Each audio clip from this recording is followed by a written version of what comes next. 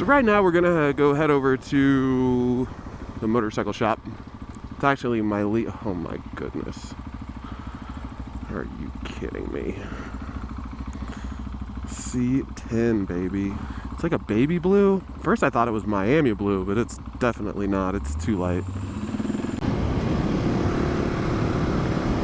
I love those lower trucks. I've heavily considered lowering my truck as well, but it's a 4x4 and I feel like that's slightly sacrilegious. And it's a Ford. Everybody's just gonna make fun of me no matter what I do with it. It doesn't matter. Bringing me to my topic of the day, things that don't matter. The only thing that matters in life, in my 34 years, I finally figured this out, is to just do whatever makes you happy, you know? So that's what I do. I just do whatever I feel like and whatever I think is fun, and if it costs money, I figure out a way to get it. And if it's free, even better.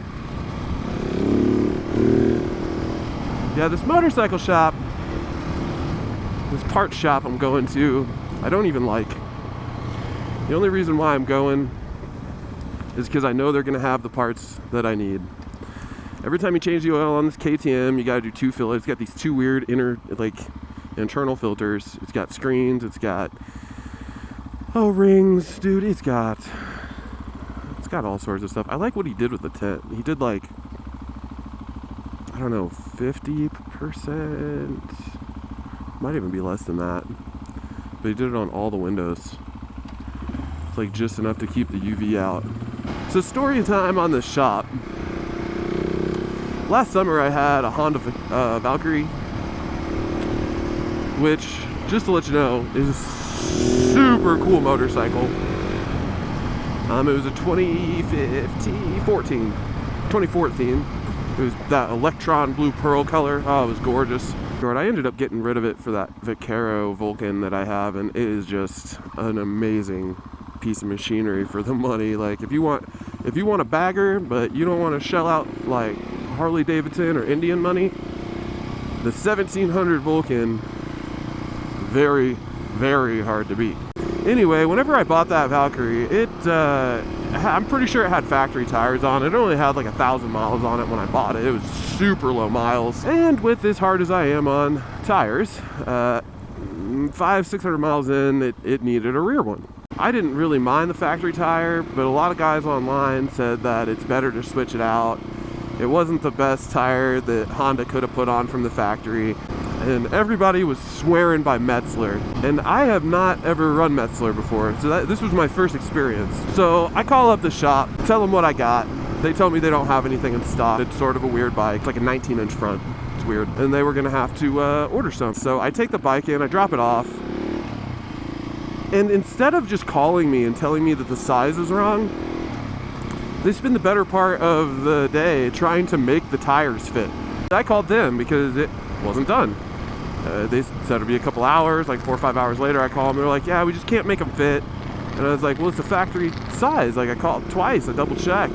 Long story short, they had to order more tires. They come in, so I take it back in and drop it off. It takes them like an entire day to get to it. The tech is just a total DB. I pay for it, I get ready to take it home. I notice it's missing the center cap of my wheel, because that wheel is actually a 5-lug wheel. It has like a center cap in the middle for balancing purposes, you know. And it's missing. I'm like, whatever, they probably have it. I had already left the shop and I'd stopped to kind of just take a look at the bike because it felt like it had a vibration when I was stopping at low speed at like 30 or 40. I was just checking everything out, making sure there was weights on it, you know, making sure it actually got balanced, and there's some weights on it, so it probably did. I end up getting on the highway and 60, 70 miles an hour, I go to touch the brake and the motorcycle goes into a death rattle. And I mean, it's just shaking all over the place. This definitely did not do this before. So I take it back up to them and they tell me they can't figure out why it's doing what it's doing. And they take the tire off, they flip it around, they rebalance it, they do all this stuff, and they're like, oh yeah, sorry, I guess that tire's just bad. And so first off, whenever I show up, I tell the guy, hey, I got this bike, you just put a tire on it, now it vibrates when you stop. This These motorcycles are notorious for being smooth. Shouldn't be doing this. Tech comes out to ride the bike. I'm telling him exactly how to make it happen and the speed ranges. He's like, yeah, I bet, He rides it and comes back and he's like, yeah, that thing's vibrating so bad it almost killed me. And I was like, I tried to tell you that before you left. They swear to me Methler's this awesome brand, blah, blah, blah. That's what I should stick with. I tell them I don't want to stick with it. So I want to go back to a factory tire, which they have to order. So it takes them another, they're a geographical oddity. They're like 2 weeks from every tire supplier for some reason. They order in this Dunlop. I take it in. I let them know that the center cap was missing from the very beginning. And they give me the bike back. They said they can't find the center cap. Sorry. Nothing they can do about it. They checked the pictures of the bike they took when I dropped it off the first time. It was definitely there when it went in, and then it was definitely gone when it came out.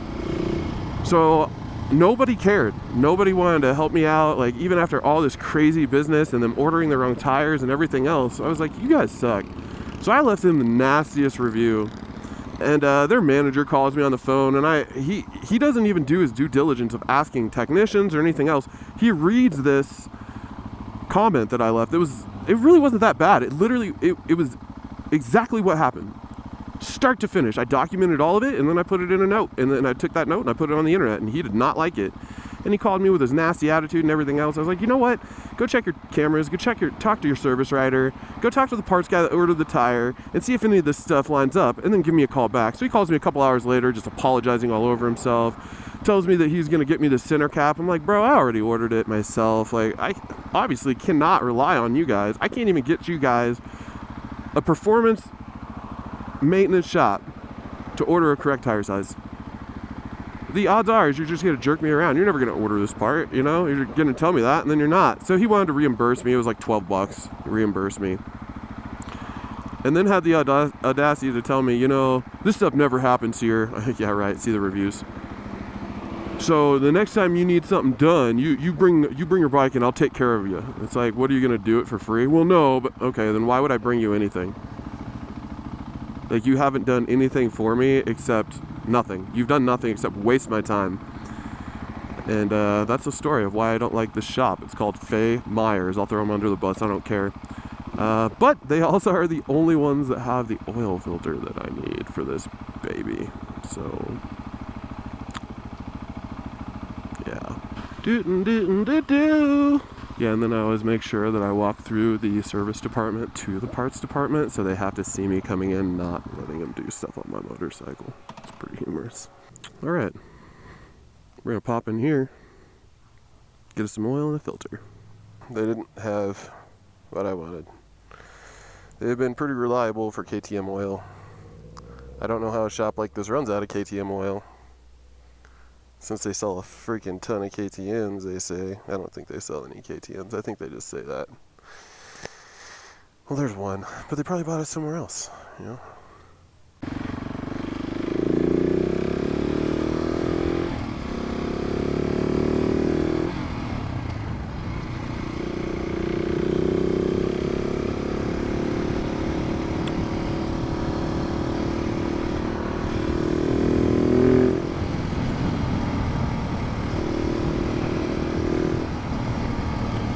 And that's just the way it goes. And they don't care either. That's like, I worked in retail for a minute before I changed, careers and actually did something with myself.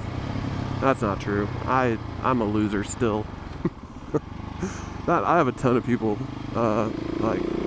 friends that work in retail. And dude, that job is so hard. I get it. But if you can't do it, don't do it. Work somewhere else, I get it. It's monotonous. People hate you. Like, I'm one of those customers. I'm fully on you don't have this? Well, why do you have a brick and mortar store then for me to pay more at? And that's the thing. Like, I could have bought this oil a week ago on Amazon and had it a day later. I like to try and support the shops, especially after COVID. And just because I might not be the biggest fan of Faye Myers, but that doesn't mean that I don't want them to succeed. It doesn't mean that I want to be mad when I go in there, because I don't. I don't want to be mad when I go in there because they don't have something. But I'm not going to go into a store that doesn't carry stock of stuff That's the point of me going. You know, Amazon is kind of the devil. Well, they are the devil. Them and Walmart, both. And I hate buying from them, but they're making it too easy. It's too fast and it's too cost effective. Like, I was gonna pay $9 more just to walk in and buy it in a local shop, so I could, you know, support the biz. But I can't support it if they don't have anything for me to get to support them. And they're one of the bigger ones. They know they're not going out of style. Well, they're out of style, but they know they're not going out of business just from some oil. They don't care. I'm just some guy they think they'll never buy a bike. I bought 5 motorcycles since the first time I've had an issue with them, and I haven't bought a single one of them there for a reason. Know what I mean? So if you run a small shop in Denver and you keep that Power Synth oil in stock, that fancy Swiss-made 4T, holler at your boy. Come buy it from you.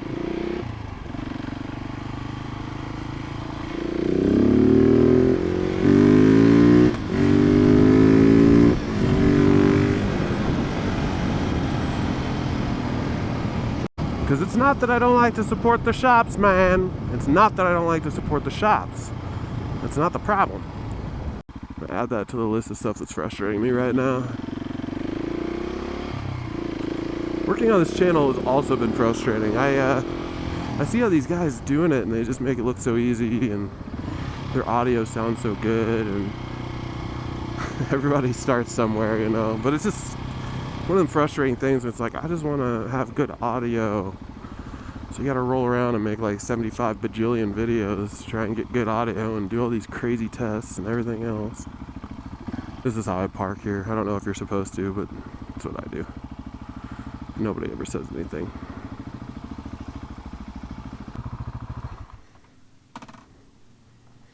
Front row parking. I swore this place off last year as well. I know I sound negative, but I'm tired of going places and them not having. Oh, that's a cool KTM. If they don't have it, I'm just ordering on Amazon.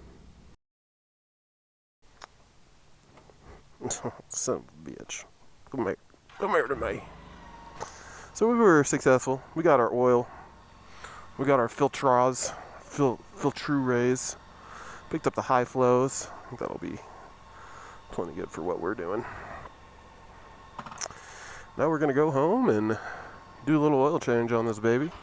I think we're gonna get a video of it too, just for fun, you know. It all worked out.